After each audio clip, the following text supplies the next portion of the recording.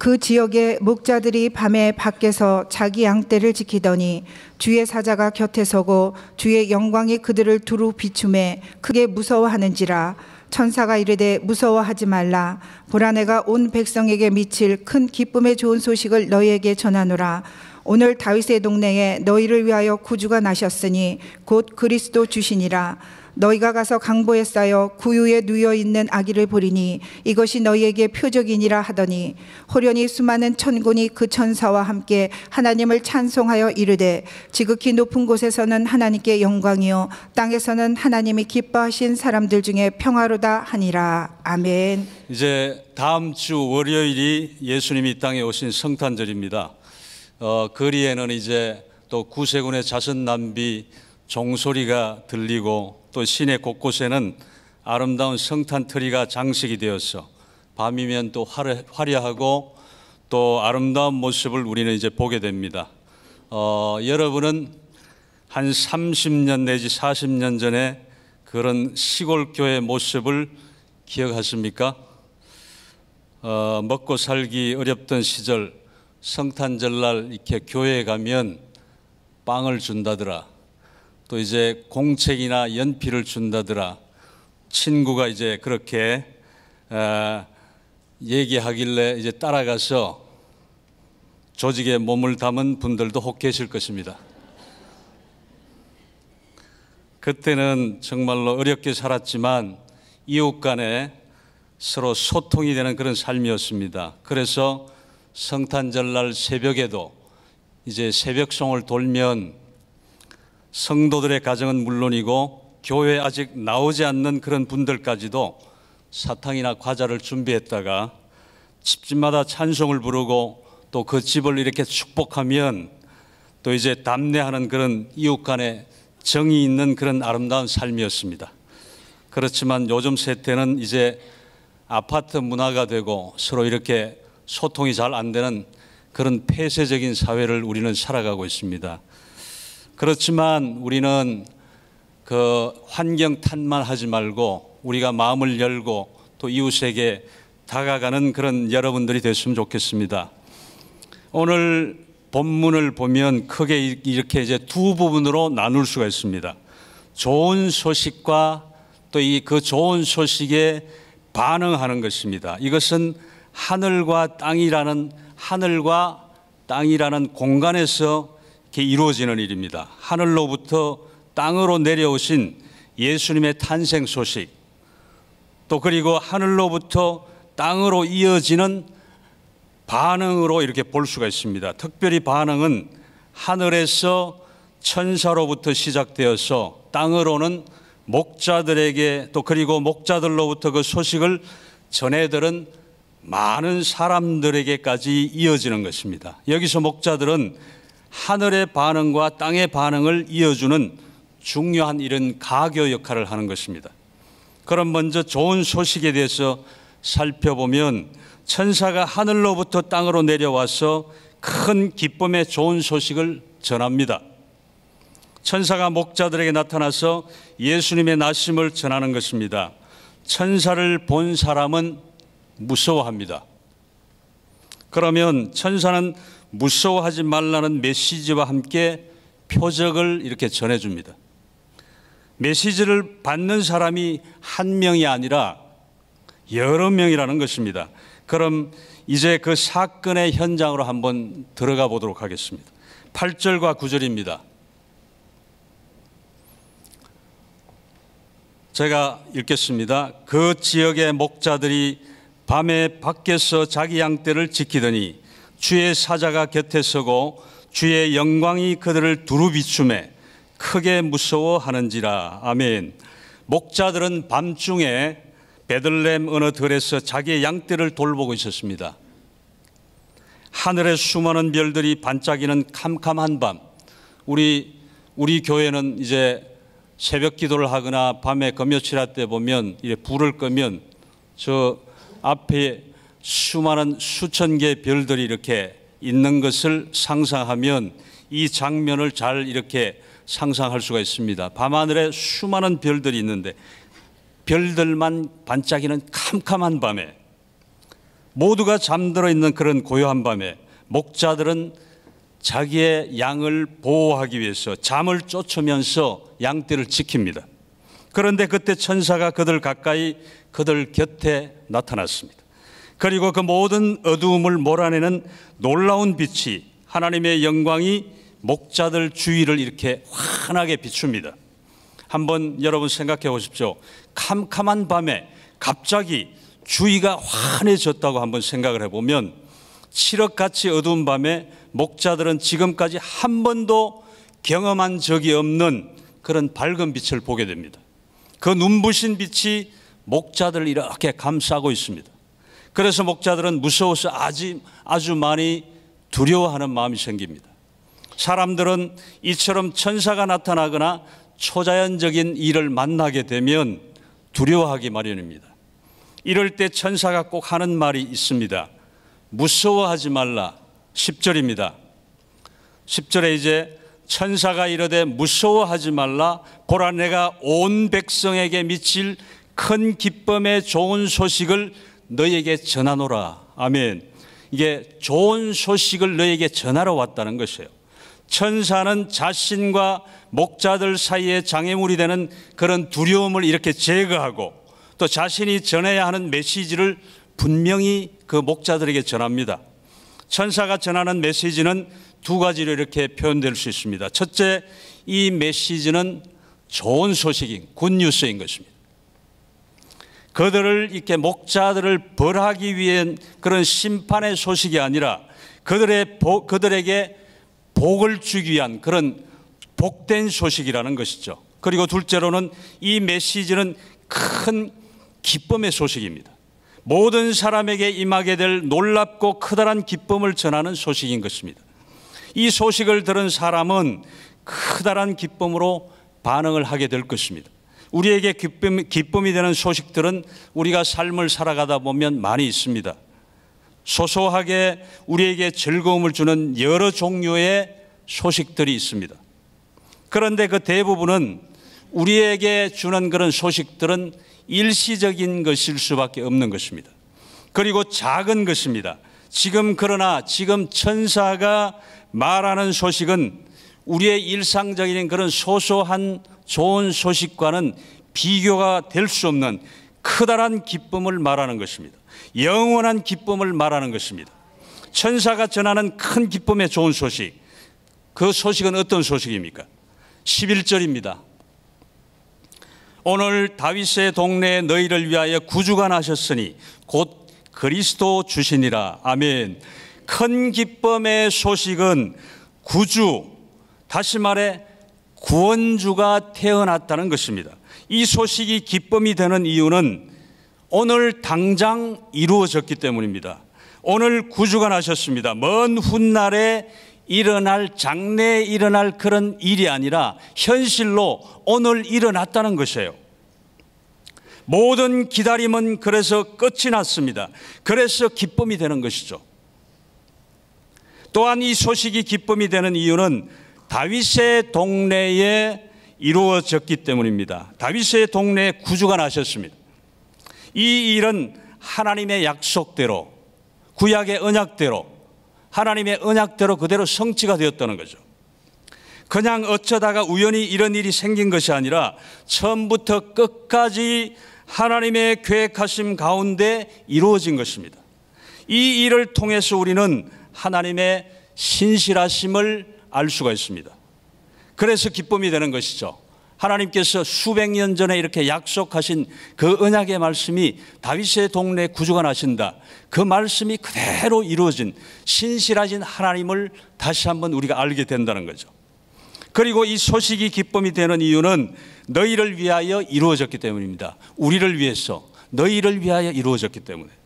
너희를 위하여 구주가 나셨습니다. 여기서 너희는 1차적으로는 목자들을 이제 지칭하는 것입니다. 천사가 이와 같이 말한 것은 그 소식이 각 개인에게 이렇게 적용된다는 것이죠. 이 소식은 온 백성을 위한 소식일 뿐만 아니라 각 개인을 위한 소식이기도 한 것입니다. 그리고 목자들만 아니라 오늘날 우리에게까지도 적용되는 소식입니다. 이 소식은 바로 나를 위한 것입니다. 여러분들 위한 것입니다. 그래서 기쁨이 되는 것이죠. 그리고 예수님은 우리의 주가 되십니다. 절대 주권을 가지신 주님이신 것입니다. 이 기쁨의 좋은 소식은 그때 시대적 배경으로 보면 로마 제국, 황제가 그 모든 지역을 통치하는 그런 제국 시대에 예수님이 오신 것입니다. 예수님은 로마 황제가 통치하던 시대에 태어나셨습니다. 당시 사람들은 강력한 통치자인 로마 황제를 역사의 주인공이라고 생각했고 로마 황제를 구주라고 부르며 구원자로 생각했습니다. 그러나 그것이 아닙니다. 천사는 진정한 구주가 누구인지 분명히 선포하고 있습니다. 오늘 다윗의 동네에 태어난 아기 예수, 이분이 구주인 것입니다. 이 아기가 그리스도이시며 진정한 주님이시라는 거예요. 천사는 이어서 목자들에게 아기에 대한 중요한 정보를 알려주는 것입니다. 12절입니다. 너희가 가서 강보에 쌓여 구유에 뉘어 있는 아기를 보리니 이것이 너희에게 표적이라 하더니 아멘. 천사는 자신이 전한 메시지의 표적을 보여줍니다. 갓 태어난 아기가 강보에 쌓여 있는 것은 일반적인 일입니다. 그러니까 갓 태어난 아기가 이게 이제 강보에 싸지 않습니까? 그것은 일반적인 일이지만 구유에 누워 있는 그런 경우는 아주 특별한 일인 것입니다. 아기가 이제 강보에 쌓여서 구유에 누워 있는 그런 일은 특별한 것이에요. 그러니까 표적으로 정확하게 보여준다는 것이죠. 정확하게 메시지를 전해준다는 것이죠. 그러니까 구유는 여러분들이 아시다시피 짐승의 여물통이지 않습니까? 가축의 밥그릇입니다. 다윗의 자손으로 이 땅에 오신 구주이자 메시아인 아기 예수님은 가축을 위한 그 장소에서 태어납니다. 그리고 그분의 침대는 구유입니다. 우리가 크리스마스 성탄절 카드에 보면 흔히 볼 수 있는 그런 광경은 아주 화려하고 또 이제 아름다운 그런 모습으로 이렇게 표현되어 있지만 실제로는 그렇지가 않는 것입니다.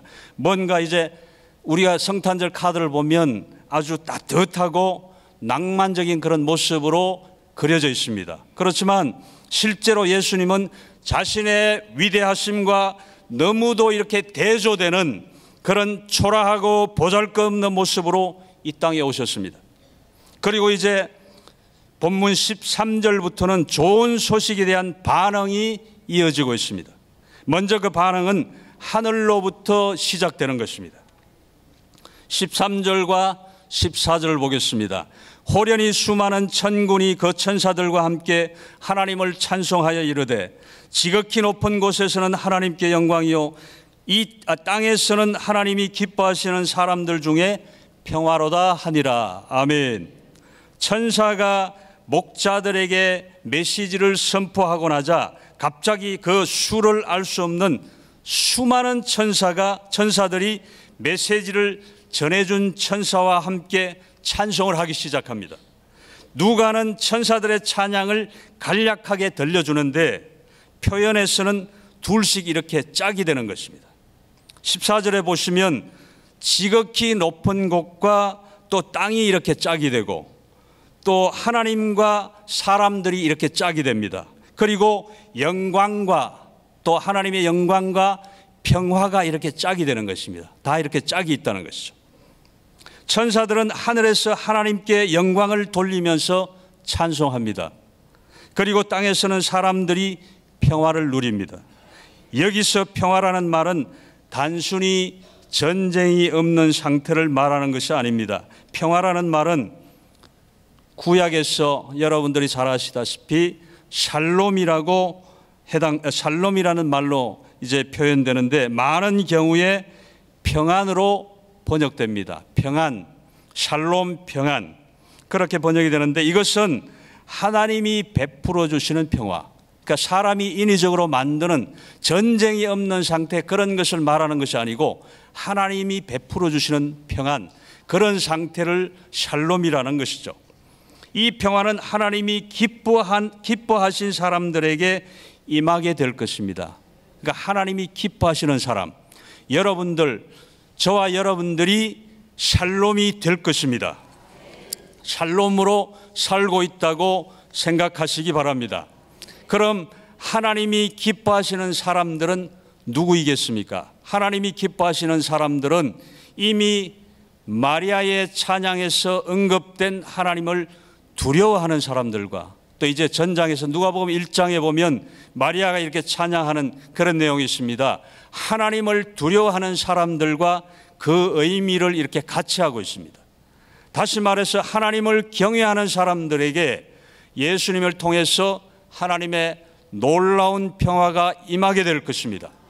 이를 위해서 예수님께서 이 땅에 오신 것입니다. 우리가 본문을 통해서 알 수 있는 것과 알아야 할 것은 하나님께서 약속하신 대로 이 땅에 구주 예수님을 보내주셨다는 것이죠. 예수님이 다윗의 동네에 다윗의 자손으로 태어나셨습니다. 이 예수님이 하나님이 약속하신 구주, 그리스도 주님인 것입니다. 그리고 계속 이어지는 누가복음의 기록을 통해서 보면 이 땅에 오신 예수님이 어떤 분이신지, 어떤 일을 행하셨는지 분명히 이렇게 드러나게 됩니다. 따라서 우리가 주목해야 할 것은 구유가 아닌 것입니다. 그러니까 구유에 태어났다고 구유가 주목할 그런 장소가 아니라 우리가 주목해야 할 것은 구유에 뉘어져 있는 아기 예수인 것입니다. 아기인 것입니다. 천사가 말합니다. 11절을 다시 한번 우리가 한 목소리로 읽겠습니다. 시작. 오늘 다윗의 동네에 너희를 위하여 구주가 나셨으니 곧 그리스도 주시니라. 아멘. 구유에 뉘어져 있는 그 아기가 우리의 구주이십니다. 하나님이 약속하신 그리스도 메시아입니다. 그분이 우리의 주님이신 것입니다. 하나님이 말씀하신 대로 하나님이 정하신 완벽한 때에 하나님이 그 모든 약속을 성취하심으로 예수님을 이 땅에 보내주신 것입니다. 우리에게 참된 평화를 선물로 주셨습니다. 우리는 이제 예수님을 통해서 평화를 누릴 수 있는 것입니다. 그래서 이것이 우리에게 큰 기쁨의 소식이 되는 것입니다. 그래서 이것이 우리를 위한 또한 좋은 소식이 되는 것입니다. 그렇습니다. 우리에게 필요한 것은 구주입니다. 누구도 예외는 없습니다. 우리 모두는 구주가 필요합니다. 우리 스스로는 도저히 어찌할 수 없는 죄를 해결할 수 있는 구주, 우리를 사망에서 영원한 멸망에서 구해줄 수 있는 구주, 우리는 그분이 필요한 것입니다. 우리는 그분이 없이는 안 됩니다. 그분이 없으면 우리는 소망이 없습니다. 그래서 하나님이 우리를 위해서 구주 예수님을 이 땅에 보내주신 것입니다. 평화가 없는 자에게 평화를 주시기 위해서, 또한 소망이 없는 자에게는 소망을 주시기 위해서, 또한 기쁨이 없는 자에게 기쁨을 주시기 위해서, 생명이 없는 자에게 생명을 주시기 위해서 예수님이 이 낮고 천한 곳으로 오신 것입니다. 구주가 오셨다는 이 좋은 소식을 들은 목자들은 빨리 달려가서 그 이루어진 일을 확인하고 자신이 들은 것을 다른 사람에게 막 전합니다. 그리고 하나님께 영광을 돌리며 찬송을 하기 시작합니다. 여러분이 만약 목자라면 어떻게 하셨습니까? 이 좋은 소식에 대해서 여러분은 어떻게 반응하고 계십니까? 목자들에게 자기 생에 다시 있을 수 없는 기회가 주어진 것입니다. 하나님께서 인류 구원의 계획을 이루시는 그 역사적인 현장에 들어갈 수 있는 특권이 주어진 것입니다. 우리 또한 마찬가지입니다. 우리 주변에 아직도 그런 구주 예수 그리스도를 알지 못하는 가족이나 이웃이나 친구나 많은 그런 분들이 아직도 주변에 많다는 것이죠. 우리도 그런 목자처럼 그런 좋은 소식을 들으면 달려가서 전해야 된다는 것입니다. 그러면 하나님의 말씀에 반응함으로 그 말씀을 경험하는 일은 어떻습니까? 여러분은 하나님의 말씀에 어떻게 반응하고 계십니까? 하나님의 말씀이 전해졌을 때 사람들은 다양하게 반응합니다. 어떤 사람은 아예 듣지 않습니다. 그리고 전혀 관심이 없습니다. 딴 생각을 합니다. 또 어떤 사람은 듣고 놀라기는 하지만 그러나 좀 더 깊은 생각으로 들어가지는 않습니다. 말씀을 듣고 예수님이 어떤 분이신지, 예수님이 어떤 일을 하셨는지 계속해서 들으면서도 그냥 그것으로 끝날 수 있습니다. 듣고 때때로 놀라기도 하지만 더 이상 나아가지 않습니다. 하지만 우리가 취해야 할 반응은 단순히 놀라는 것으로 끝나는 것이 되어서는 안 되는 것입니다. 오늘 본문의 마리아는 들은 모든 말을 자기 마음에 새깁니다. 그리고 그 말씀을 간직하고 다시 이렇게 되새기며 생각합니다.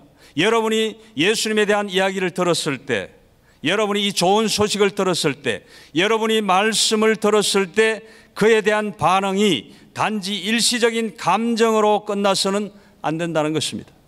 우리가 예수님을 어떻게 받아들이고 우리가 들은 말씀에 어떻게 반응하냐에 따라서 여러분의 인생은 달라지는 것입니다.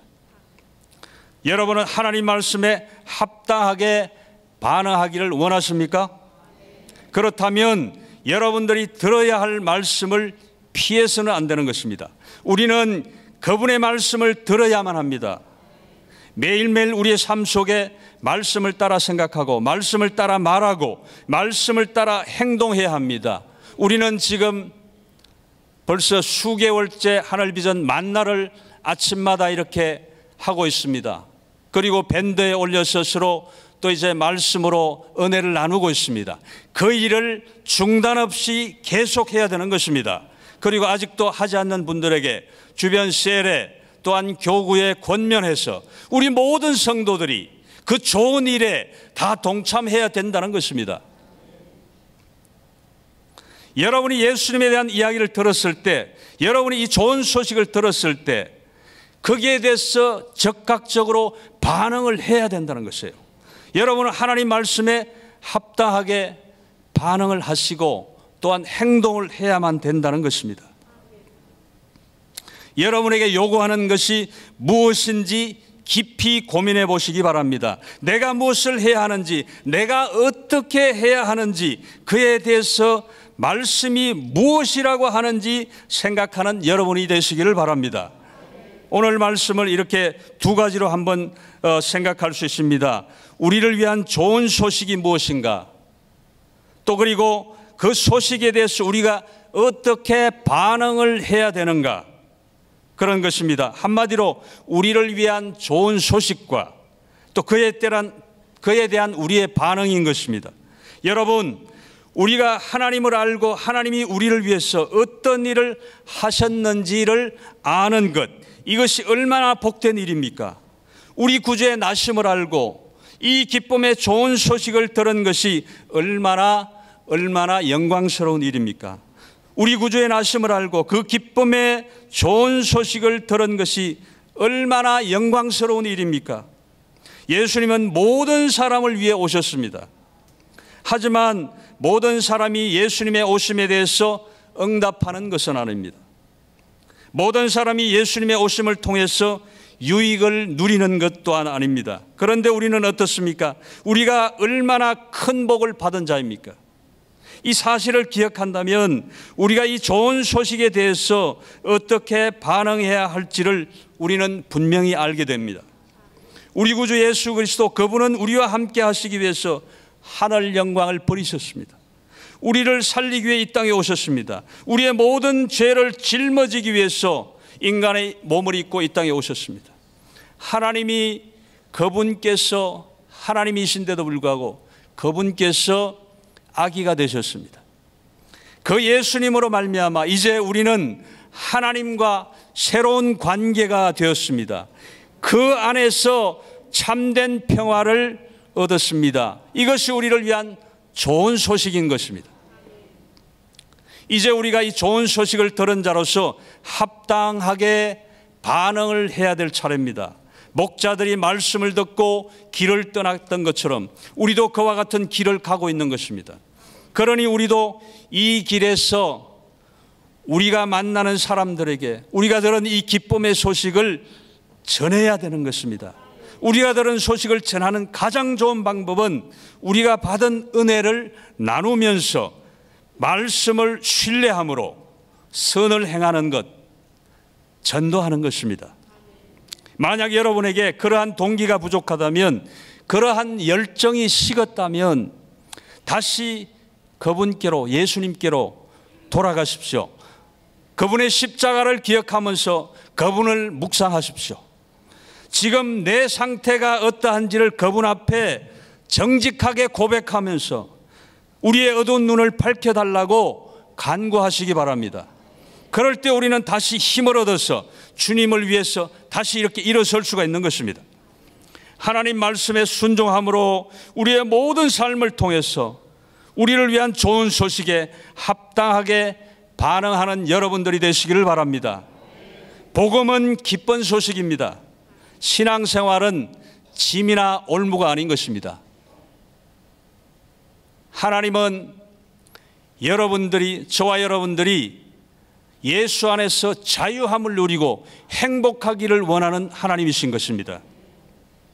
전도해야 된다는 그런 부담감만 주시는 하나님이 아니라 성령의 충만함을 받고 내가 기뻐 뛰며 노래하며 내가 받은 은혜를 내 이웃에게, 또 아직도 주님을 알지 못하는 자에게 나누는 것은 기쁨인 것입니다. 부담이 아니고 올무가 아닌 것입니다. 진리는 우리를 자유케 합니다. 우리에게 기쁨을 주기를 원하시는 예수 그리스도, 그리고 이제 성탄절, 그 주님의 복된 소식이 여러분들에게 충만하게 부어지기를 주님의 이름으로 간절히 축원합니다.